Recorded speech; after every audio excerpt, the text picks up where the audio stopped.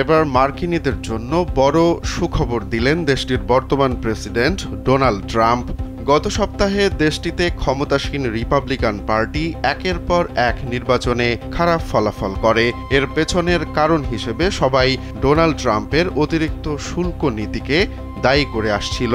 তাই এবার ট্রাম্প উদ্যোগী হয়ে দেশের ভোক্তাদের খরচা কমাতে অগ্রাধিকার ভিত্তিতে শুল্ক কমানোর উদ্যোগ নিয়েছেন। জানা যায় 13ই নভেম্বর রাত থেকে সিদ্ধান্তটি কার্যকর হওয়ার কথা রয়েছে। হোয়াইট হাউস জানিয়েছে এবার ট্রাম্প প্রশাসন অন্তত কয়েক ডজন খাদ্যপণ্যের উপর থেকে আরোপিত শুল্ক তুলে নিচ্ছে।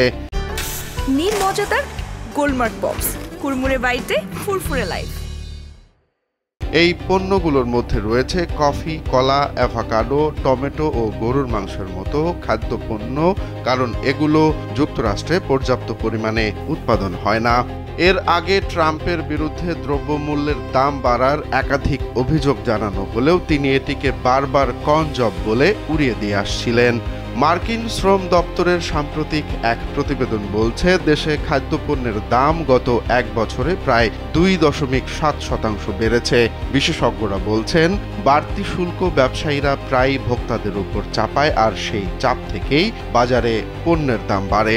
এছাড়া 4 লাতিন আমেরিকার দেশের সঙ্গে নতুন বাণিজ্য ব্যবস্থার অংশ হিসেবে কফি ও কলার আমদানি কর কমানো হচ্ছে। কফির দাম এই বছরে প্রায় 20% বাড়ায় ভোক্তাদের মধ্যে যে উদ্বেগ তৈরি হয়েছিল, নতুন সিদ্ধান্তে সেটা কিছুটা কমবে বলে মনে করা হচ্ছে।